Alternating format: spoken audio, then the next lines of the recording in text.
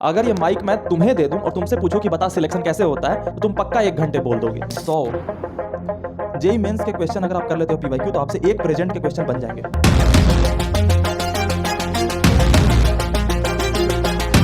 JEE 2025 बहुत सारे बच्चों ने पूछा कि सर एक साल में कैसे तैयारी कर लूं कि सिलेक्शन की गारंटी 100% यानी 100% हो जाए।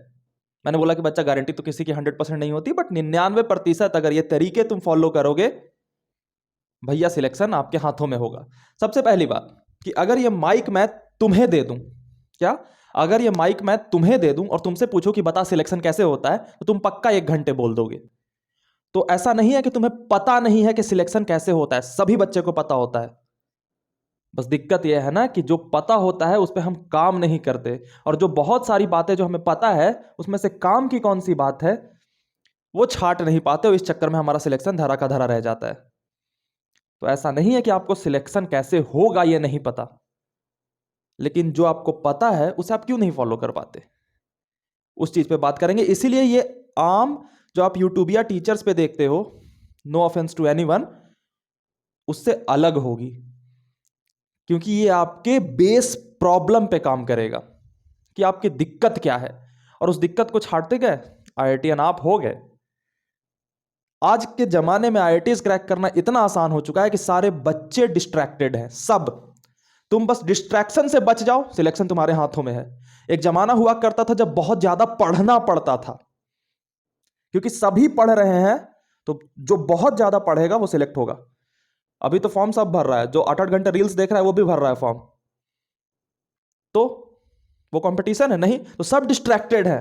जो 8 घंटे रील नहीं देखेगा वो एक फार्मूला भी पढ़ लेगा, कूलम्स लॉ पढ़ लिया मान लो, और वो एक फार्मूला पढ़ के उस बच्चे से आगे निकल गया। सोच कितना आसान है, लेकिन वो आसान भी फॉलो नहीं हो पाता, क्योंकि उन बच्चों में से तू भी एक है जो रील्स में टाइम लगा रहा है। तो यही सारी प्रॉब्लम्स पे बात करेंगे। शुरुआत में कुछ बेसिक्स पे बात करेंगे, फिर शेड्यूलिंग की 12 महीने में तुम्हें क्या क्या करना है, कैसे कैसे करना है वो मैं बताऊंगा। आइडियल तरीके से नहीं कि पहले दिन ये पढ़ोगे दूसरे दिन ये पढ़ोगे, काम नहीं आता। मैं जो बताऊंगा उसे आंख बंद करके फॉलो करना, और मैं पहले ही बता दे रहा हूं, अगर तुम इस वीडियो को सिर्फ एज ए एक्सपेरिमेंट देखने आए हो कि देख लेते हैं भैया क्या बोल रहे हैं, तुरंत निकलो यहां से। मैं बच्चों को एंटरटेन नहीं करता, और शायद इसीलिए तुम मुझे पसंद करते हो, क्योंकि मैं ये फिक्र किए बिना कि तुम मेरे पास रुकोगे या चले जाओगे सच्ची बातें बता देता हूं, और मेरा साथ बनाए रखना। क्योंकि अभी मैं देख रहा हूं यूट्यूब के ऊपर कोई भी ऐसा अनबायस्ड होकर के और ट्रू बातें नहीं बोल रहा है। एक निशान जिंदल सर रखते हैं, बट वो भी थोड़े से बायस्ड लगते हैं अपनी बातों को लेकर के। अगर सामने से कोई सही बात आ रही है तो वो एक्सेप्ट करने में थोड़े से घबरा जाते हैं, लेकिन वैसे मुझे कोई नहीं दिख रहा। सब दिख रहा है बच्चे को फुसलाने में, अरे बच्चा 10 दिन में हो जाएगा ना। तुम अपने सीनियर से पूछना जो इस साल 2024 में जेईई मेंस देंगे, कैसे तड़प रहे हैं। ऐसे ही टीचर्स के चंगुल में फंस करके वो 1 साल तड़पे हैं, और अब लास्ट के मौके पे बोल रहे हैं भैया कुछ तो बचा लो। और बहुत तो हैं कि अभी भी लुटने को जा रहे हैं कि हम फर्स्ट हम लुटेंगे। कुछ दिन बाद समझ जाएंगे, सत्य तो सबके सामने आ ही जाता है कि आपने कितनी नींद में अपनी जीवन बिता ली। तुम मत बिताना। मैं ये नहीं कह रहा कि तुम मुझ तक रुकना, मैं बस ये कह रहा हूं कि अपने विवेक का इस्तेमाल करना, भावनाओं में मत बहना पूरे 1 साल। रैशनल हो करके डिसीजन लेना, डेटा पे डिसीजन लेना। कोई भावनाओं से तुम्हें ललचाए मत जाना, ठीक है। बात करते हैं बेसिक की। तुम्हें कौन से एग्जाम की प्रिपरेशन करनी है? आईआईटीज की। अभी से कोई ऐसा सपना मत बना लेना कि एनआईटीज में मिल गया तो बहुत है। प्रिपरेशन के शुरुआत में ये बात सोचना कि आईआईटीज के अलावा बाकी सारे कॉलेज रद्दी हैं, बिल्कुल सही अप्रोच है। सिलेक्शन ना हो उसके बाद सोच सकते हो कि फकीर चंद एंड लकीर चंद यूनिवर्सिटी यानी फालतू कॉलेज भी बहुत बढ़िया है, तो वो सोच सकते हो। लेकिन सिलेक्शन से पहले आईआईटीज के अलावा नो एनी कॉलेज। डिस्ट्रैक्ट करने के लिए बहुत लोग आएंगे कि एमआईटी भी अच्छी होती है। नहीं भैया, आईआईटी से बेहतर कोई कॉलेज नहीं है, ठीक है। बाद में हम सोचेंगे जब सिलेक्शन नहीं होगा, या हम बहुत अच्छा सिलेक्शन ले लेंगे, रैंक 1 ले आएंगे, तब सोचेंगे एमआईटी जाना है या नहीं। अभी आईआईटी। तो आईआईटी का आप काम कर रहे हो, तैयारी कर रहे हो। कौन तैयारी कर रहा है? पृथ्वी पर रहने वाला एक स्पीसीज जिसे कहते हैं ह्यूमंस, ठीक है बालक, ह्यूमंस। इस बात को ध्यान से सुनना, क्योंकि ये सारी बातें तुम्हें बिल्कुल यूट्यूब पे मिल जाएंगी, और ये सारी बातें तुम भी जानते हो। कौन नहीं जानता बुक्स और लेक्चर में क्या करना है? कौन नहीं जानता ऑनलाइन ऑफलाइन में क्या करना है? कौन नहीं जानता कितने घंटे पढ़ना चाहिए? कौन नहीं जानता कितने सवाल लगाने हैं? फिर भी नहीं कर पा रहे, क्यों? क्योंकि ये वाली बात नहीं पता है जो मैं अभी बताने जा रहा हूं। कौन तैयारी करेगा? ह्यूमन। ह्यूमन क्या है? एक पृथ्वी पर रहने वाला एक स्पीसीज है जो कि पैदा होता है तो बायोलॉजिकल कुछ नेचर लेके पैदा होता है, कुछ बीमारियां लेके पैदा होता है। कौन कौन सी बीमारी है उसके अंदर, जरा गौर से देखो। लस्ट, ग्रीड, एंगर, हंगर, ये सारी बीमारियां हम लेके पैदा होते हैं। हम में वासना होती है, लस्ट होता है, हमें लालच होता है, हम में गुस्सा होता है, हम में हंगर होता है, हम में लव होता है। ये सारी चीजें ह्यूमंस में होती हैं। ये सारे इमोशन पैदा होने के साथ ही तुम्हारे अंदर शुरू हो जाते हैं। इसे कहते हैं नेचर्स गिफ्ट, जो नेचर ने तुम्हें दिया। ठीक। अब एक बात बताना, क्या तुम्हारा जो एम्बिशन है आईआईटी का, वो नेचर ने दिया? तुम आईआईटी जाओगे तो भी जिंदा रहोगे, आईआईटी नहीं जाओगे तो भी जिंदा रहोगे। यानी नेचर को इस बात से बिल्कुल नहीं फर्क पड़ रहा कि तुम आईआईटीएन हो या नहीं। समझे मेरी बात? तो तुम्हारा जो एम्बिशन है आईआईटी का, वो नेचर ने नहीं दिया। तो क्या कोई ऐसी चीज जो नेचर ने तुम्हें नहीं दी है, उसको नेचर सपोर्ट करेगा? बिल्कुल नहीं। तो ये जो चीजें हैं जो नेचर से आई हैं, क्या ये कभी तुम्हें अपने एम्बिशन के पीछे जाने देंगी? बिल्कुल नहीं, कदापि नहीं जाने देंगी। तो कोई भी ऐसा काम जो नेचर के अगेंस्ट है, वो कभी भी ये सारी चीजें तुम्हें करने नहीं देंगी। पढ़ाई हो गई, तुम जब भी पढ़ने बैठोगे तुम्हारा लस्ट आ जाएगा, तुम किसी को कॉल कर दोगे, हाँ hello hi how are you, क्या खाया? अच्छा, लस्ट ने करवाया। तुम्हें जब भी कोई एम्बिशन का चीज आ जाएगा, तुम्हें किसी पे प्रेम आ जाएगा। तुम्हें कभी भी कोई एम्बिशन की चीज आ जाएगी, तुम कहीं लालच में किसी के पीछे चल दोगे एम्बिशन का काम छोड़ के। और ये तुम्हारे साथ होता है या नहीं? तुम जो रील्स पे समय बिताते हो उसमें क्या क्या कंटेंट देखते हो, ये एक पेपर पे लिखना, ये इन्हीं चीजों में से कोई एक होगा। या तो तुम्हें लालच का फायदा उठा के कोई सपना बेचेगा, या लस्ट का फायदा उठा के तुम्हें कोई कुछ चीज दिखाएगा अपने, जो मैं रील में नहीं बोल सकता। लव की चीज दिखा के तुम्हें अच्छी भावनाओं में फंसाएगा, गुस्सा दिलाएगा। धर्म पे दिखा रहा है गुस्सा, राजनीति पे दिखा रहा है गुस्सा, एल्विस भाई पे दिखा रहा है गुस्सा। कोई तुम्हें हंगर, हंगर तो आम है, हंगर रील्स पे रिलेटेड नहीं है। हंगर के लिए मान लो कि तुम पढ़ रहे थे, मन हुआ कि जरा बाहर आया है, जरा खा के आते हैं मोमोज। मोमोज चले गए भाई साहब, 5 मिनट गए, क्योंकि समय तो 24 घंटे है ना। तुम इसमें से बहुत अच्छी चीजें भी कर देते हो, अगर ज्यादा पढ़ाई से, तो भी तो समय तो कटा ही ना। तो भैया ये चीजें तुम्हें कभी एम्बिशन पूरी करने नहीं देंगी। एक फैक्ट क्लियर हुआ दिमाग में? हाँ सर क्लियर हो गया। चलिए भैया, तो इस बात का आईआईटी से क्या रिश्ता है? आईआईटी आप जाओगे तो क्या करोगे? इंजीनियरिंग। ठीक है, आईआईटी जाओगे तो इंजीनियरिंग करोगे। इंजीनियरिंग करके आप कौन सा प्रोडक्ट बनाओगे? आप अगर इंजीनियरिंग करने गए तो आप या तो कंप्यूटर साइंस इंजीनियर बनोगे, या सिविल इंजीनियर बनोगे, या इलेक्ट्रिकल इंजीनियर बनोगे, या केमिकल इंजीनियर बनोगे। तो आप कोई ना कोई प्रोडक्ट बनाओगे जो सोसाइटी के लिए यूजफुल होगा। Got it? मान लो कि आप सिविल इंजीनियर बन गए, आपको बिल्डिंग बनानी है, आपको पुल बनाना है, आप कंप्यूटर साइंस इंजीनियर हो, आपको फेसबुक का पूरा टीम लीड करना है, आपको फेसबुक का एल्गोरिथम डेवलप करना है। ये हो गया नॉन नेचुरल काम, जो एम्बिशन, जो आपकी लाइफ में आपको एक पूर्णता देगा, फुलफिलमेंट देगा। ये हो गया एम्बिशन वाली चीज। और जब आपको ये काम दिया गया इंजीनियरिंग करने के बाद, और आपको इस पे कंट्रोल करना नहीं आया, तो बच्चे को बनाना था पुल, इंजीनियर बन के, और घर पे आ गया लस्ट, किसी का कॉल आ गया। अब भैया का दिमाग ध्यान पुल में है ही नहीं, सीमेंट कितना डालना था, क्या करना था, भैया उसी के ख्यालों में सोए रहे, क्योंकि लस्ट कंट्रोल करना सीखा ही नहीं। पुल गिर गया। बिहार में तो गिर रहा है रोज, समझे? तुम्हें ग्रीड कंट्रोल करना नहीं आया, तुम्हें कोई ऐप का डेवलपमेंट करने को कहा गया, तुमने ऐप डेवलप कर दिया, किसी ने 500 करोड़ रुपए तुम्हें ऑफर किया, तुमने सारा डेटा लीक कर दिया। हो रहा है ना डेटा लीक? तो इंजीनियरिंग करने के बाद अगर तुम्हें इन सारी चीजों पे कंट्रोल नहीं रहा, तो तुम काम गड़बड़ करोगे। इसलिए आईआईटीज कौन से इंजीनियर चुनेगी? जो कि इस पे कंट्रोल करके पहले से ही आए 11वीं 12वीं में। कंट्रोल करके आए। अब आगे की बात सुनो, आईआईटीज के पास क्या कोई मशीन है जिससे वो एंगर, लस्ट, ग्रीड, एंगर, ये सारी चीजें कंट्रोल, ये माप पाए, देख पाए कि किसी के अंदर खत्म हुआ है या नहीं? कोई मशीन आज तक नहीं बनी जो इमोशन की इंटेंसिटी को नाप पाए।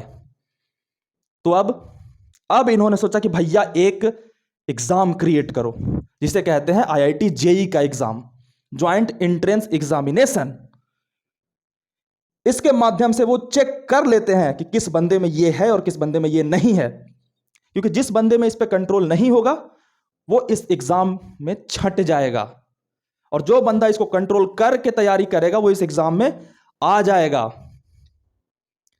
सिंपल सा क्राइटेरिया है, फिजिक्स, केमिस्ट्री, मैथमेटिक्स तो बस एक जरिया है। तुमने इसको कंट्रोल कर लिया, फिजिक्स, केमिस्ट्री, मैथमेटिक्स ऑटोमेटिक सही होंगे। तुम में लव, इसके वजह से ही लूटते हो ना फर्जी मास्टर से, कि इमोशन आ गया भैया, लुट गए। वहां जाओगे पुल बनाने या ऐप डेवलप कर रहे, वहां पे बोलेगा भैया हम शायरी सुना रहे हैं तुमको, आ जाओ, तो लुटते हो ना। इसीलिए वो सारे छटते हैं, एकदम ऐसे भर भर के निकालता है, एटिस फेंकता है बाहर, ये कूड़ा करकट हटाओ इसे। रैशनल माइंड चाहिए, नॉन इमोशनल माइंड चाहिए, प्रैक्टिकल माइंड चाहिए, प्रैग्मेटिक माइंड चाहिए, इंटेलेक्चुअल माइंड चाहिए जो सोच सके। तो सिंपल आईआईटी ने एक क्राइटेरिया निकाला कि भैया एक एग्जाम ले लो, आईआईटी जेई कहते हैं। ऐसा एग्जाम बनाओ जिसमें ये इमोशन चेक हो जाए। अगर किसी बच्चे में ये होगा वो तैयारी ही नहीं कर पाएगा, कभी नहीं कर पाएगा। और जो ये इमोशन को मार के आएगा वो सिलेक्ट हो जाएगा, और जिसने इसको मार दिया बन गया इंजीनियर। और फिर वो जब पुल गिरेगा तो कितना भी लस्ट आ जाए वो डिस्ट्रैक्ट नहीं होगा। एक दो बच्चे ऐसे पहुंच भी जाते हैं जो ये सब रख के भी सिलेक्ट होते हैं, उनकी वजह से पुल गिर रहे हैं अभी। इसलिए आईआईटी की बिल्कुल कोशिश है, पेपर को एकदम ऐसे घुमा रहा है, ऐसे खेल रहा है कि एक बच्चा भी नहीं आ पाए जिसमें ये सारे इमोशंस हैं, आने भी नहीं चाहिए। जिस दिन मेजरमेंट की टेक्निक बन गई ना कि एंगर की इंटेंसिटी नाप पाओ कि ये जीवन भर में कितना गुस्सा करेगा, उस दिन इस एग्जाम की जरूरत नहीं पड़ेगी। क्योंकि जिसमें ये इंजीनियरिंग क्या है, एक इंजीनियरिंग क्या होती है, एक किताब है जिसमें कुछ थ्योरीज दी गई हैं जो मास्टर पढ़ा रहा है। हम सबके पास ब्रेन है, ठीक है, हम सभी एक ही ह्यूमंस है, हम सभी के पास एक ही तरह के न्यूरॉन्स है। आईक्यू थोड़ी ऊपर नीचे है लेकिन एक एवरेज में हम सबकी ह्यूमंस की आईक्यू सेम है। Got it? तो इंजीनियरिंग की पढ़ाई में क्या है वो सब सीख सकते हो। जाओ ना, आईआईटी का जो सिलेबस है वो तो साइट पे डाला हुआ है, डाउनलोड करो, यूट्यूब से पढ़ लो। तुम्हें भी वैसा इंजीनियर बन जाना चाहिए था, लेकिन ऐसा होता नहीं। क्यों नहीं होता? क्योंकि ये एक पूरा प्रोसेस है और इसको अंदर से समझना होगा। इसीलिए मैं बार बार कहता हूं ये एग्जाम फिजिक्स, केमिस्ट्री, मैथमेटिक्स का है ही नहीं। ये एग्जाम है तुम्हारे कैरेक्टर का, तुम्हारी पर्सनैलिटी का। तुम क्या किसी के प्रेम में बह जाते हो या अपनी जिंदगी बनाते हो? जो बच्चा अपने सपने के लिए इसको मार नहीं सकता वो दूसरों के सपने के लिए कैसे मारेगा? नहीं मारेगा कभी। उसका अपना सपना था आईआईटी, उसको अपनी जिंदगी बनानी थी। कोई सामने से आया, उसने बस एक बार मुस्कुरा दिया और ये अपना सपना छोड़ के भाग गया, तो क्या गारंटी है कल किसी और के सपने को पूरा करने की बात आएगी? कल किसी का सपना है कि मैं नदी अंदर जाकर के ना पार हूं, पुल से पार हूं, और ये बंदा जा रहा है पूरा करने।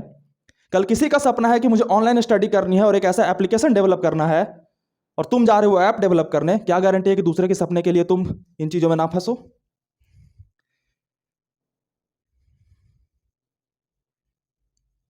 सोच। तो क्या आईआईटी फिजिक्स, केमिस्ट्री, मैथमेटिक्स का है या इसका एग्जाम है?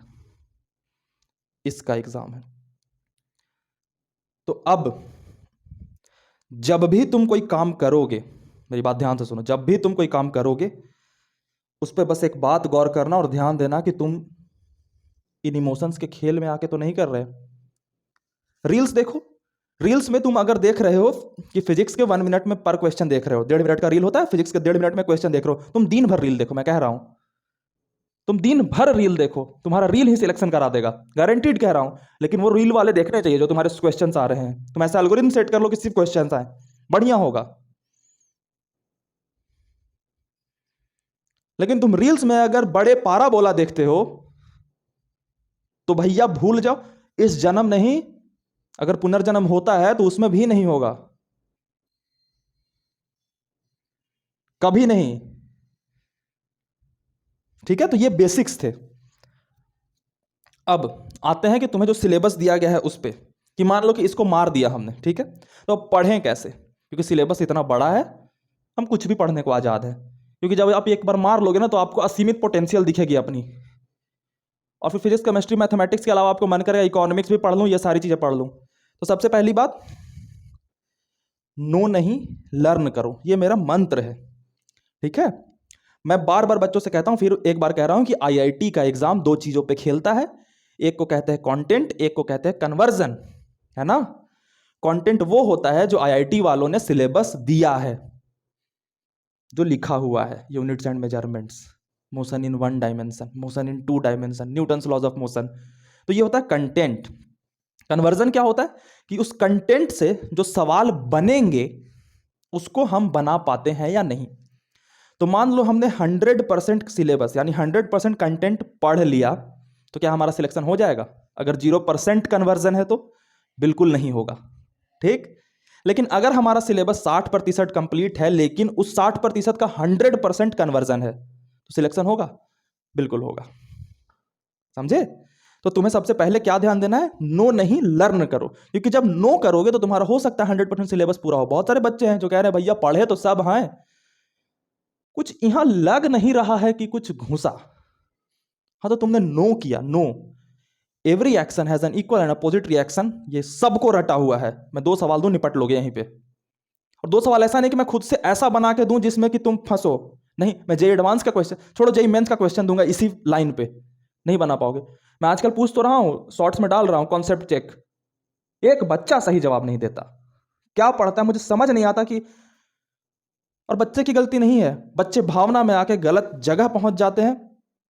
निशांत भैया बड़ी सही बात बोलते हैं कि अरे तू बर्बाद होगा उधर, कम से कम किताब से पढ़। क्योंकि वो देखता है बंदा कि अगर ये खुले बाजार में गया ना, सारे गीदड़ की तरह नोच लेंगे।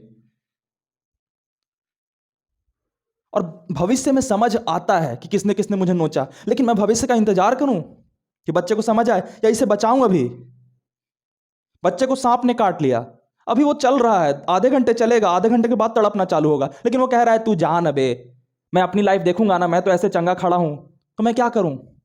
ये सोचूं कि ये मुझे ऐसे बदतमीजी कर रहा है, या मैं उसे गोद में उठाऊं और हॉस्पिटल लेके भागूं, चाहे वो कितनी भी गाली दे। वो बच्चा अपनी गर्लफ्रेंड के साथ बैठा था, उसको सांप ने काट लिया, अब मैं उसे उठा करके दूर ले जा रहा हूं कि चल हॉस्पिटल चलने की जरूरत है, और वो मुझे गालियां दिए जा रहा है उल्टा कि तुम समझते नहीं हो, वो बहुत सपोर्टिव है, वो ये है, वो ये है। नहीं, मैं तुम्हारी गालियों की वजह से तुम्हें नहीं छोड़ सकता।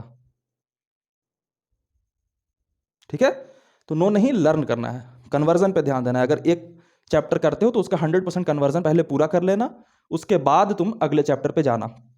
ठीक है, और अगर तुम्हारा टीचर सही है तो वही इस बात को इंश्योर करेगा कि तुम्हारा कंटेंट भी रेडी होता जाए और कन्वर्जन भी होता जाए। ठीक है बच्चा, आगे बढ़ते हैं कि शेड्यूलिंग कर लेते हैं पहले कि कब कब हमें क्या क्या करना है। 12 महीने में मान के चलता हूँ, 1 साल में है, तुम में से 2 तरीके के बच्चे होंगे। एक होंगे जो 2 साल वाली तैयारी में जा रहे होंगे, ठीक है, मतलब 10th पास किया, 11th 12th। दूसरे वो बच्चे होंगे जो 2 साल वाली तैयारी में जा रहे हैं, उनको अभी ये वीडियो छोड़ देना चाहिए, क्योंकि वो 1 साल में तैयारी करके क्या करेंगे, है ना। दूसरे बच्चे वो होंगे जो 11th पास कर चुके होंगे और 12th में होंगे और 11th उनका बर्बाद होगा। ज़्यादातर बच्चे ये वाले होंगे। फिर एक बच्चा होगा जो ड्रॉप लेने की सोच रहा होगा, क्योंकि अभी जेईई मेंस 2024 हुआ नहीं है, तो ड्रॉप लेने की सोच रहा होगा, तो वो भी देख रहा है। तो इन दोनों बच्चों से मैं बात कर रहा हूँ, जो 12th में है, 11th बर्बाद है, या फिर जो ड्रॉप लेने की सोच रहे हैं जेईई मेंस होने से पहले। कोई गलती नहीं है, हम सबको पता होता है कि हमारा सिलेक्शन होगा या नहीं होगा। तो ड्रॉप लेने का अभी से भी सोच रहे हो, कोई दिक्कत नहीं है। ठीक, पहले उन बच्चों को एड्रेस करता हूं जो 11th बर्बाद करके आए हैं। ठीक है, 11th बर्बाद करके तुम आए हो तो 12th को बर्बाद मत कर लेना। 12th के स्टार्टिंग से तुम वो पढ़ते रहना जो तुम्हें पढ़ना है। इलेक्ट्रोस्टैट से शुरू होती है, मैं फिजिक्स की बात कर रहा हूँ, इलेक्ट्रोस्टैट से शुरू होती है। तो इलेक्ट्रोस्टैट में सिंपल हार्मोनिक मोशन, वेव वगैरह से मिला करके जेईई एडवांस में क्वेश्चंस बनते हैं। ठीक है, तो तुम क्या करो, 12th को अपने पेस पे ले चलो और 11th के लिए 2 घंटे का समय निकालोगे आराम से। 11th में कह रहा हूं ना, अगर कोई मेरे पास बच्चा आ जाए बोले कि मास्टर मैं 10 दिन सिर्फ आपके पास रहूंगा और 18 घंटे जगूंगा। फिजिक्स मेरा कंप्लीट करा दो, 11 10 दिन में कंप्लीट हो जाएगा। और ऐसा वैसा लेवल नहीं, जो एडवांस लेवल टच करा दूंगा। तो इतना घबराने की बात नहीं, 2 घंटे निकालो। और जो ड्रॉप लेने की सोच रहे हैं उन्हें तो शुरू से ही पढ़ना होगा, ठीक है, क्योंकि आपने अपने कर्मों की वजह से ड्रॉप लिया है।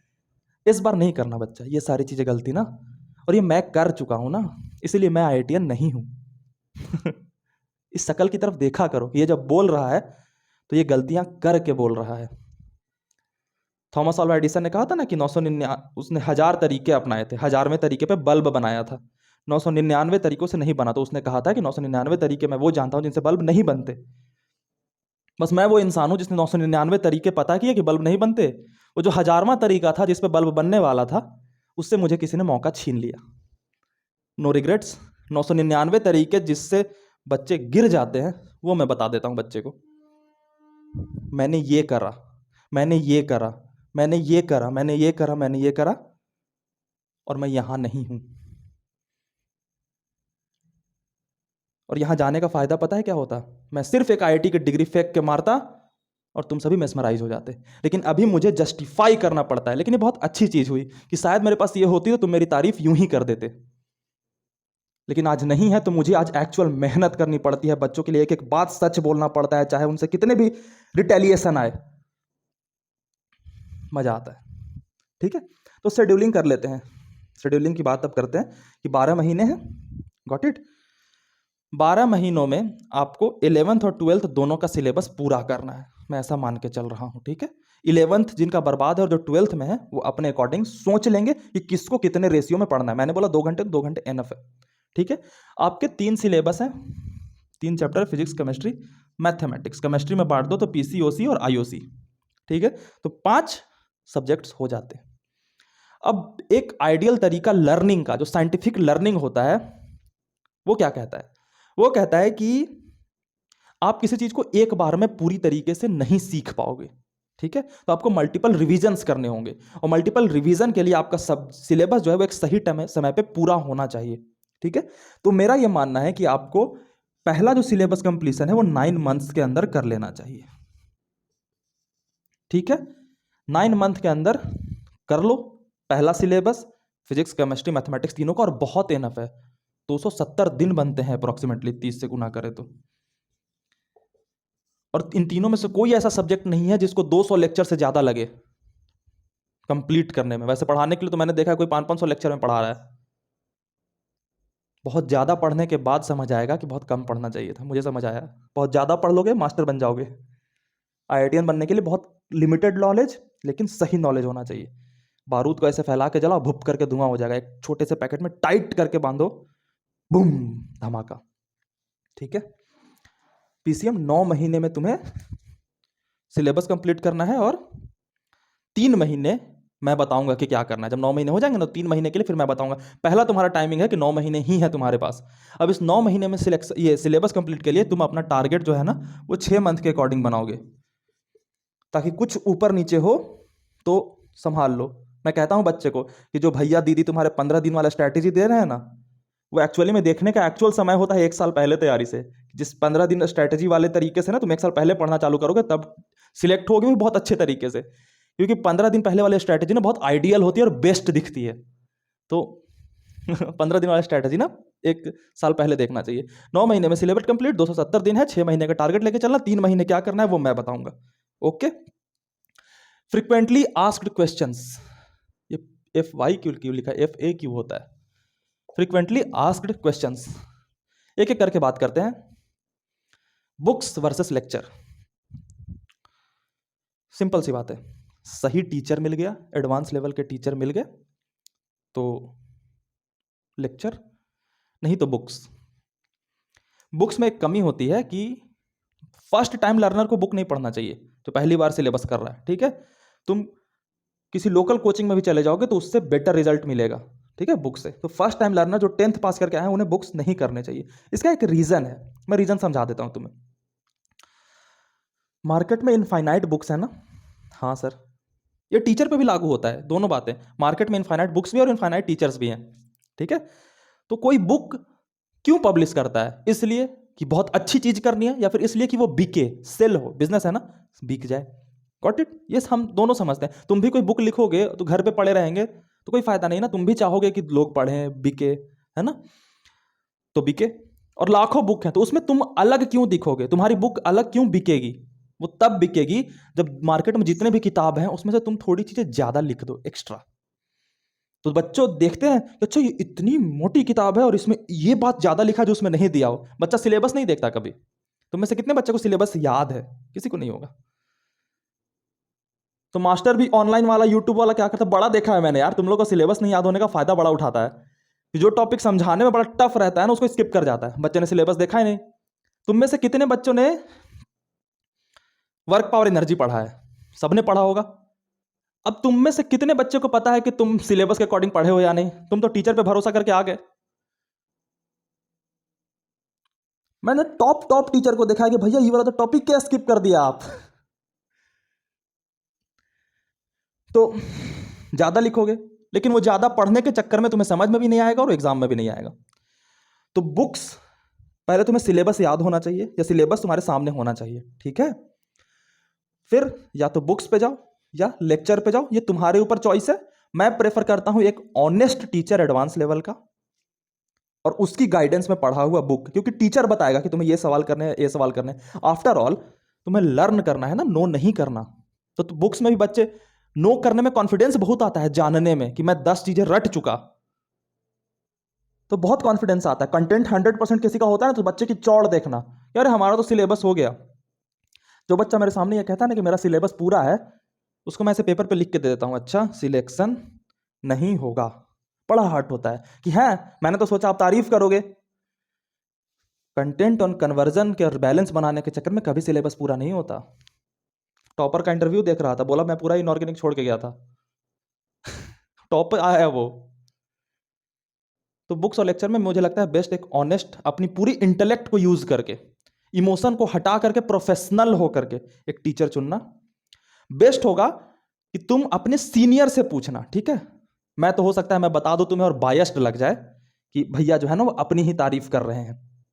नहीं, तुम कोई सीनियर से, जो 3-4 साल सीनियर है तुमसे, उससे पूछना। तो या तो सिलेक्टेड होगा आईआईटीज में या नॉन सिलेक्टेड होगा, दोनों सही एडवाइस देंगे। क्योंकि नॉन सिलेक्टेड जो बच्चा होगा उसको पता होगा कि किसने किसने लूट लिया मुझे। मैक्सिमम बच्चे टीचर के लूटने से ही बर्बाद होते हैं। और खास बात ध्यान देना कि अगर तुम ऑनलाइन तैयारी करने वाले हो तो ऐसे बच्चे से पूछना तो इमीडिएट सीनियर हो, 2-3 साल का सीनियर हो, ठीक है? तो वो तुम्हें सही एडवाइस दे पाएगा। मुझसे मत पूछो, ओके? क्योंकि मैं जवाब दूंगा तो तुम्हें बायस्ड लग जाएगा, ठीक है? और तुम इस लेक्चर को भी अपने उस सीनियर को दिखा सकते हो और उससे पूछना कि ये जो स्नेहित मिश्रा सर बोल रहे हैं एक बात भी गलत है? एक बात नहीं बोलेगा वो, क्योंकि उसने झेला है। तुम्हें मैं झेलने से पहले बचाना चाहता हूं। वो जॉन एलिया साहब का शेर है ना कि कौन समझा है किसी की बातों से कभी, हर किसी को एक हादसा जरूरी होता है। मैं चाहता हूं कि तुम मेरी बातों से समझ जाओ हादसा होने से पहले, नहीं तो हादसे से सीखा हुआ इंसान तो है ना तेरे सामने। और तुम नहीं भी सुनोगे तो कोई दिक्कत नहीं है, मैं अपना कर्म फल मान के सह लूंगा। क्योंकि मुझे भी एक मेरे विनोद सर थे, उन्होंने कहा था कि बेटा सिर्फ फिजिक्स पे ध्यान मत दो, सिर्फ मत दो, केमिस्ट्री लगाएगी तुम्हें। बट मैंने बोला जलता है मुझसे फिजिक्स में आगे बढ़ता देख के। फिजिक्स इतना ज्यादा पढ़ा कि सिर्फ फिजिक्स ही पढ़ाने लगे, ज्यादा नहीं पढ़ना होता। तो मैंने किसी का नहीं सुना था, तो वो कर्म मेरा फल मिलेगा ना, तो मेरी भी कोई नहीं सुनेगा।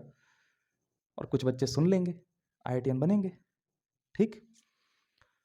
और मैं इस बात का रिस्क भी नहीं लेता कि तुम जब सीनियर हो जाओ तो किसी जूनियर को ये बताओ कि ये मास्टर ने मुझे लूट लिया। कभी नहीं। मैं सब कुछ छोड़ के आया हूं क्योंकि मुझे भौतिक विज्ञान से प्रेम था, इसलिए छोड़ के आया हूं। और मैं ऐसा काम नहीं करूंगा जिससे मुझे भविष्य में रिपरकशंस फील करने पड़े। तो मैं तो ऑनेस्ट रहूंगा भैया, ठीक है? तो बुक्स लेक्चर एक टीचर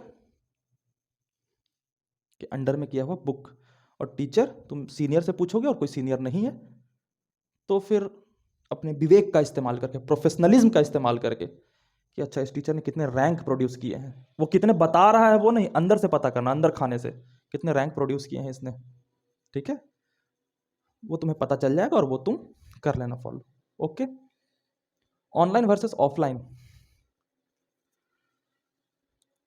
इसका जवाब थोड़ा तुम्हें बुरा लग सकता है, लेकिन मैं सजेस्ट करूंगा अगर तुम ड्रॉप लेने वाले हो, ठीक है, तो ऑनलाइन, बिल्कुल ऑनलाइन।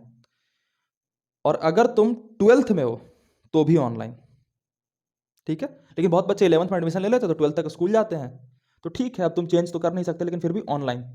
लेकिन जो 10th में बच्चा है उसे ऑफलाइन जाना चाहिए, क्योंकि फर्स्ट टाइम जो सिलेबस पढ़ने वाला है ना, उसके लिए ऑनलाइन सही नहीं है, क्योंकि वो रैंडम हो जाता है, क्योंकि टू मच ऑप्शंस ना, तो too much options kill the ability to choose. 1000 teacher दे दूं तो तुम कभी चूज ही नहीं कर पाओगे कौन सा बेस्ट है, एक टीचर दो तो चूज कर लोगे, ठीक है। तुम खुद फील करो कि तुमने कितने टीचर बदले हैं, तुम्हें लगता होगा कि तुम जिस एक टीचर जो सबसे खराब लगता था उसे भी चुन लेते ना तो आज सिलेबस ज्यादा होता। तो ये सारी चीजें होती हैं। तो ऑनलाइन या ऑफलाइन, ऑनलाइन। अब तुम्हें जो स्टीरियोटाइप्स जो लोग हैं जो पुराने जमाने से पढ़ाते आ रहे, वो कहेंगे ऑफलाइन इज बेटर। और ये सिर्फ आज की बात नहीं है, सदियों से होता आया है कि पुरानी चीजों को सही बोलना और उसके लिए कट्टर हो जाना। धर्म, राजनीति, शिक्षा, ज्ञान, मजहब, संस्कृति, इन सारी चीजों को लेकर के हम बहुत बायस्ड होते हैं कि पुरानी चीजें ही बेहतर होती हैं, हम सबको लगता है। तुम में से बहुत सारे बच्चों को लगता होगा कि पुराने बचपन में जो कार्टून वाली किताबें पढ़ते थे, आज की किताबों में कार्टून हो तो कितने मजेदार हो। हमेशा से हुआ। कृष्ण के जमाने में लोगों ने कहा भैया इंद्र ही सबसे बड़े भगवान है, सब मानते थे। वैसे ही आज कह रहे हैं ऑफलाइन ही सबसे बड़े भगवान है, सब मानते थे। कृष्ण आए, पहाड़ को ऐसे छोटी उंगली पे उठा दिया। ये सारे मैसेज हैं तुम्हारे लिए कि भैया तुम भी आओ और सिलेक्शन ले जाओ। मैं कह रहा हूं ना, हो सकता है सिलेक्शन, लर्निंग से होता है सिलेक्शन, लर्न करने से। अब उसको क्या पता कि तुम कहां से लर्न कर रहे हो, तुम अपने लर्निंग पे फोकस रखो। तुम कृष्ण की तरह आओ, उंगली पहाड़ उठा दो, सब तुम्हें भगवान मान लेंगे, पुराने भगवान को हटा करके। मैं तो कह रहा हूं ना, ऑनलाइन ऑफलाइन में तुम ऑनलाइन से आकर सिलेक्ट हो जाते हो और इंटरव्यू में कहते हो कि मैंने ना रोज रात को ना 1 कप दारू पिया था पढ़ने से पहले। अगले साल से अगर माता पिता अपने बच्चों को दारू ना देने लगे तो कहना। टॉपर डिफाइंस द पाथ, अगर ऑनेस्ट हुए तो। कृष्ण ने उठा दिया पहाड़, बोला इंद्र भगवान नहीं है। आज कितने इंद्र के मंदिर है, एक भी नहीं। ऋग वैदिक पीरियड में ना सिर्फ इंद्र के मंदिर हुआ करते थे। तो भगवान बनते हैं ऐसे, और भगवान पुरानी चीजों को रिजेक्ट करके ही बनते हैं। बन जाओ भगवान। इससे फायदा ये होता है ना, इसमें नुकसान क्या होता है ऑनलाइन में? ऑनलाइन में नुकसान ये होता है कि अगर आपके पास ये वाली चीज बची हुई है तो आप ऑनलाइन में टिक नहीं पाओगे। उसके लिए फिर आपको एक मास्टर चाहिए कि जब भी आप लास्ट के पीछे जाओ एक डंडा मार, धड़ाक, 10 दिन तक उसका असर रहे। तो ऑनलाइन में ये फायदा होता है, तुमने अगर ये मार लिया तो ऑनलाइन इज योर वे, और यही मारने का खेल है। अगर ये मार नहीं पाए तो ऑफलाइन में भी सिलेक्शन नहीं होगा, क्योंकि कितने दिन तुम्हें मास्टर मारेगा यार। आज मारूंगा कल तुम चंबल गार्डन घुस जाओगे, नहीं होता ना। तो ये मारोगे, ऑनलाइन इज योर बेस्ट, ठीक है। लेकिन टू मच ऑप्शन के पीछे मत भागना। हमें लगता है कि बहुत सारे ऑप्शन रहेंगे तो फायदा रहेगा, बट कुछ फायदा होता नहीं है। How many self study hours? शुरुआत में अगर तुम 12th की शुरुआत कर रहे हो तो 6 घंटे 12th वाले और 2 घंटे 11th वाले, 6 2 8 घंटे सेल्फ स्टडी और 5 घंटे की तुम्हारी क्लासेस होंगी। तो 8 4 12 13 घंटे दिन में काफ़ी है। 6 7 घंटे सो जाना बस। करना क्या है तुम्हें? पढ़ना है, खाना है, पढ़ना है, खाना है, सोना है, पढ़ना खाना सोना, पढ़ना खाना सोना। ये सारी चीज़ तुमने मार ली तो ना तुम्हारी गर्लफ्रेंड है, ना तुम्हारा बॉयफ्रेंड है, ना तुम्हें पैसे चाहिए, ना कुछ चाहिए, ना कुछ चाहिए, ना कुछ चाहिए, ना कुछ चाहिए। तो क्या काम? कुछ नहीं, पढ़ाई करना है। 6 एग्जाम के अगर कुछ दिन पहले पढ़ाई कर रहे हो तो तुम्हें 16 16 घंटे पढ़ लेने चाहिए। हमारी बॉडी केपेबल कर सकते हो। मेरे जैसे प्रैक्टिकल आदमी ये बोल रहा है, ठीक है। तो एग्जाम से 20 दिन पहले, 25 दिन पहले 16 16 घंटे बॉडी खींच सकती है। How many questions? फिर वही फंडा कि अगर तुम्हें 10 क्वेश्चन करके पीवाईक्यूज होने लग रहे हैं तो तुमने लर्न कर लिया कॉन्सेप्ट को और तुम्हें आगे नहीं जाना चाहिए, फिर टेस्ट वगैरह देते रहना। लेकिन तुम्हें 100 क्वेश्चंस लग रहे हैं तो तुम्हें लर्न करना चाहिए, ठीक है। मैं तो आजकल का एक्सपेरिमेंट कर रहा हूँ कि 10 बच्चों को मैंने 10 सीट्स दिए हैं, 10 अलग अलग तरीके की सीट्स। एक सीट है जिसमें कि मैं बेसिक से शुरू कर रहा हूँ, व्हाट इज फोर्स, और लास्ट तक सवाल दे रहा हूँ, ठीक है। दूसरी सीट है जिसमें मैं डायरेक्ट जेईई मेंस के सवाल दे रहा हूँ। तीसरी सीट है जिसमें मैं पहले जेईई एडवांस के सवाल दे रहा हूँ और फिर जेईई मेंस के सवाल दे रहा हूँ। इन तीनों सीट्स को मैंने अलग अलग बच्चे को बांटा है। अब वो सॉल्व कर रहे हैं और फिर मैं उन बच्चों को एनालाइज करूंगा कि इसकी लर्निंग कैपेबिलिटी बढ़ी है, ठीक है।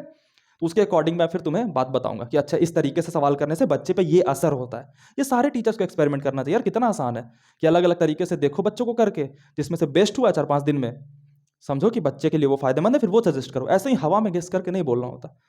तो तुम्हें अगर लगता है जैसे मेरा एक एक्सपेरिमेंटल रिजल्ट है वो मैं बताता हूँ कि 100 जेई मेंस के क्वेश्चन अगर आप कर लेते हो पीवाईक्यू तो आपसे एक प्रेजेंट के क्वेश्चन बन जाएंगे, और अगर आप 30 जेई एडवांस के क्वेश्चन कर लेते हो तो आपसे एक जेई एडवांस का क्वेश्चन बन जाएगा प्रेजेंट का। मतलब जो लास्ट मोमेंट पे जो बच्चे तुम्हारे सीनियर तैयारी कर रहे हैं ना अभी, उन्हें मैं यही कर रहा हूँ कि 100 क्वेश्चन जेई मेंस के कर लो पीवाईक्यू, थ्योरी वेरी छोड़ो, बंद करो।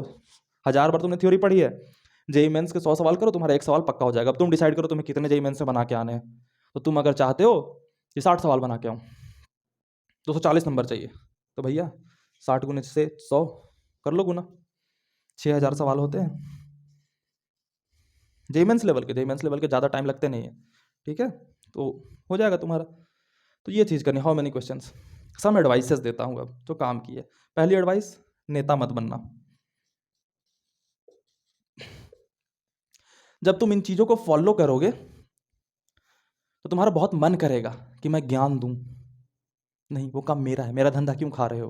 तुम चुपचाप कमरे में बैठ के पढ़ो, किसी को नहीं बताओगे पढ़ने का सही तरीका क्या है। तुम्हारे सामने 1000 लोग दिखेंगे जो गलत तरीके से पढ़ रहे हैं, किसी को नहीं बताना। डूबते हुए को कभी जा करके नहीं बचाते, वो खींच लेगा तुम्हें ही नीचे, ठीक है। तो नेता नहीं बनना।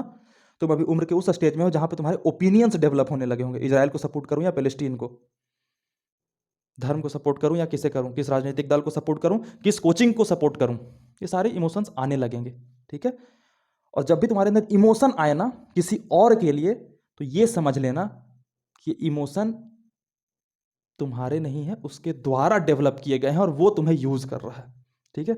एक हरिशंकर परसाई नाम के हिंदी के लेखक है, उनका बड़ा सुंदर सा लाइन है कि खाली दिमाग बहुत खतरनाक होता है, उसमें कोई भी अपना पानी भर देता है और वो चल पड़ते हैं झंडे लेकर के किसी भीड़ के पीछे। तुम्हारे दिमाग में हमेशा ये होना चाहिए, ठीक है। नेता नहीं बनना, बिल्कुल नहीं बनना, बिल्कुल भी नहीं। तुम जिस भी कोचिंग के ग्रुप में होगे वहाँ पर डाउट्स आ रहे होंगे, कभी नहीं सॉल्व करना। तुम जैसे जैसे ये सारी चीज़ें मारोगे और ये करोगे, तुम्हें फिजिक्स केमिस्ट्री मैथमेटिक्स आने लगेगी।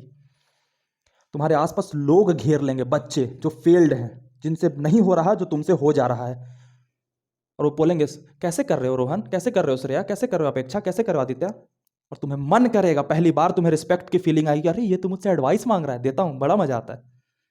देना मत, क्योंकि माया तुम पे अटैक कर रही है। जब भी तुम ऊपर उठते हो ना, खींचने वाली शक्ति आती है, भीड़ लग जाएगा। और ऐसा नहीं होगा, तुम किसी को एडवाइस करोगे ना तो वो उसका सही भी हो जाएगा सब्जेक्ट, और वो तुम्हारे लिए और खतरनाक होगा, तुमको और अच्छा लगेगा, अच्छा मैंने एडवाइस किया सही हो गया। फिर वो और पूछेगा, और बता, और सही हुआ, और बता, और सही हुआ। तुम ये नहीं देख रहे भैया जितने देर में तुम बता रहे हो उतने देर में डिग्रेड। ज्ञान बांटने से बढ़ता है, बिल्कुल सही, डाउट सॉल्व करने से नहीं बढ़ता। ज्ञान बांटने का मतलब मेरे पास जो ज्ञान है वो मैं तुम्हें बक रहा हूँ, सुन इधर आके। और डाउट्स का मतलब होता है उसे जो नहीं पता वो आके पूछ रहा है और मैं उसके अकॉर्डिंग एक्ट कर रहा हूं। मरोगे। नेता नहीं बनना, ओपिनियंस नहीं देना, कोई ओपिनियन ही नहीं है तुम्हारा। तुम मेरे गुलाम हो, राजा बनना है तो ओपिनियन ही नहीं है, ठीक है। बिल्कुल भी ओपिनियन मारो। जैसे ही ओपिनियन उठे, पिंक कलर अच्छा या व्हाइट कलर अच्छा, श्रेया अच्छी या सुष्मिता अच्छा, राहुल अच्छा या अभिषेक अच्छा, no opinions, dead. I am Buddha with no opinion. मेरी जिंदगी में सिर्फ एक अच्छा है, वह है IIT, उसके अलावा कुछ अच्छा नहीं। Got it. ओपिनियन डिस्ट्रैक्ट करते हैं, क्योंकि एक ओपिनियन तुम्हारा बना और तुमने जैसे ही किसी को अपना ओपिनियन दिया, अब तुम्हारे मुंह से एक स्टेटमेंट निकल गया, और तुम्हारी जो एज है ना वो बहुत इगोइस्टिक एज होती है, ठीक है। तो वो चेंज नहीं होने। तुमने एक ओपिनियन दिया, अब मान लो कि तुम्हें लग भी जाए कि वो ओपिनियन गलत थी, लेकिन तुम 1000 तर्क ढूंढने लगोगे उसको ओपिनियन को जस्टिफाई करने के लिए, उसमें टाइम जाएगा। इसी को मैं कहता हूं पॉजिटिव डिस्ट्रैक्शन। नेगेटिव डिस्ट्रैक्शन किसे नहीं पता, सिगरेट पीने से सिलेक्शन नहीं होगा, किसे नहीं पता। नहीं पढ़ने से सिलेक्शन नहीं होगा, किसे नहीं पढ़ता। रैंडम पढ़ने से सिलेक्शन नहीं होगा, किसे नहीं पता। ये होता है नेगेटिव डिस्ट्रैक्शन, ये सबको पता होता है। पॉजिटिव डिस्ट्रैक्शन से बिल्कुल बच के रहना। पढ़ाई के टाइम लगेगा तुम्हें, थोड़ा गिटार सीख लेता हूँ, एक्स्ट्रा कैरिकुलर स्किल्स हो जाएंगे। थोड़ा फुटबॉल खेल लेता हूँ, एक्स्ट्रा कैरिकुलर स्किल्स हो जाएंगे। थोड़ी नॉलेज रख लेता हूँ, पॉडकास्ट बड़ा चला हुआ है। तो ये पॉजिटिव डिस्ट्रैक्शन, इससे बच के रहना। मैं बहुत एग्जांपल देता हूँ कि एक ट्रेन पकड़ने गए थे, तुम स्टेशन से बाहर आए दारू पीने, ट्रेन छूट गई। सबको लगा कि भैया ट्रेन तो छूटी, गलत थी, दारू पीना नहीं चाहिए। ट्रेन पकड़ने के मकसद से आए, तुम स्टेशन से बाहर आकर के गरीब की मदद करने लगे। इसमें भी ट्रेन छूटी, लेकिन इसमें कभी किसी को पता नहीं चला कि भैया हम तो दारू नहीं पिए, ट्रेनवा कैसे छूटिस। क्योंकि आप बाहर आए थे पॉजिटिव डिस्ट्रैक्शन को लेके। और जितने लोग पॉजिटिव डिस्ट्रैक्शन से मरते हैं उतने नेगेटिव डिस्ट्रैक्शन से नहीं मरते। तो नेता नहीं बनना, डाउट्स नहीं सॉल्व करना, ठीक है। और एक सबसे बड़ी एडवाइस,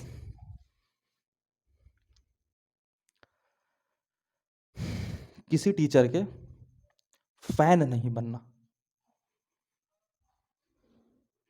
फैन का काम होता है दूसरों को हवा देना, मेरे तो बिल्कुल भी नहीं बनना, क्योंकि ये मेरे लिए नुकसानदायक होगा। बालक, तुम मेरी बहुत सी बेकार की बातों पे वाह करोगे और मैं ग्रो नहीं कर पाऊंगा। किसी भी टीचर के फैन नहीं बनना, बी रैशनल। किसी को कोई फर्क नहीं पड़ता तुम्हारे सिलेक्शन से। तुम्हारे फेल होने के बाद वो जो वीडियो आती है ना, कोई बात नहीं होता है, सिंपैथी वाली, वो सिर्फ इसलिए आती है क्योंकि उन्हें भी पता है कि सक्सेसफुल बच्चों से ज्यादा फेलियर बच्चे हैं, तो फेलियर के व्यूज ज्यादा आएंगे। तुम में से कितने बच्चों ने देखा है कि किसी ने पोस्टर प्रिंट करवाया, उस पर लिखा हो कि मेरे यहां से 10 लाख बच्चे फेल हो गए? कोई नहीं करता ये। फेलियर को ऐसे रस्सी में बांधा जाता है और ऐसे फेंक दिया जाता है, आई एम नॉट रिस्पॉन्सिबल। जो सफल होंगे उन्हें चुन चुन के चिपका दिया जाएगा, जैसे उपले थापे जाते हैं ना गोबर से, चप चप चप, वैसे टॉपर उठाए जाएंगे, चप, और उनसे फिर देख के धंधा बनाया जाएगा। बड़ा धंधा सही है, मैं बताऊं, पूरे साल कंटेंट ऐसा बनाओ जो कि मास को अपील करे। मास मतलब भीड़ को। और भीड़ क्या देखती है? भीड़ तो नॉर्मल चीजें देखती है। भीड़ ऐसी चीज क्यों देखेगी जो इंटेलेक्चुअल है? नहीं ना। तो भीड़ नॉर्मल चीज देखेगी, पूरा भीड़ को दो मस्त, भीड़ एकदम रहे वाह, रोज 10-10 घंटे का लेक्चर लेंगे, पढ़ा के सिलेक्ट कराएंगे। इससे जो पैसे आएंगे उससे फिर टॉपर लाएंगे। मान लो नहीं खरीद के लाए, लेकिन 10 बच्चे हमने ऐसे सिलेक्ट कर लिए जिसपे सारा खर्चा लगा रहे हैं, बंद कमरे में करके तैयारी करा रहे हैं। क्योंकि किसी कोचिंग को एडमिशन लेने के लिए सिर्फ 10 ही टॉपर चाहिए होते हैं भैया। बस 10 टॉपर रहेंगे ना, 10 लाख बच्चे पीछे आएंगे, क्योंकि बच्चे भीड़ को देख के आते हैं, उन्हें अपना रैशनैलिटी नहीं लेके आती। और हमेशा मेरी बात याद रखना, जब बात ज्ञान की होती है तो सर गिने नहीं जाते, तौले जाते हैं। अपना सर बचा के रखना, बुद्धि से काम करना। वो टीचर जो तुम्हें बिल्कुल पसंद ना आए, बिल्कुल क्रूर लगे, तुम्हारे मुंह पे बेइज्जती कर दे, अरे निकल, वो तुम्हारे लिए बहुत फायदेमंद है, क्योंकि गुरु जो है ना वो तुम्हें धीरे धीरे कुतरेगा, काटेगा। ओके, तो सारे जवाब ऑब्वियस मिल गए होंगे। बुक्स में कौन से करें? मेरी जो फिलॉसफी है, अगर टीचर से पढ़ रहे हो या फिर मुझसे पढ़ रहे हो, तो बुक्स में इरोडोव, एच.सी. वर्मा और एनसीईआरटी, 3 किताबें, ठीक है। और अगर खुद से पढ़ रहे हो तो सिंगेज। ओके, सिंगेज में भी लेकिन खुद से पढ़ने में थोड़ी सी दिक्कत आती है, उस पर कभी बाद में बात करेंगे। तो ये थी तुम्हारी 1 साल में तुम्हें क्या करना है। इसमें कुछ ऐसा मिला जो वैसे भैया बताते हैं कि 7 दिनों में इलेक्ट्रोस्टैटिक करना है, और 8वें दिन तुम्हें 2 पेज के रिवीजन करनी है, और 9वें दिन तुम्हें 2.5 पेज के रिवीजन। ये मैथमेटिकल कैलकुलेशन वाला स्ट्रेटेजी ना अच्छे बड़े लगते हैं, इसको बोलते हैं प्लानिंग बायसेस।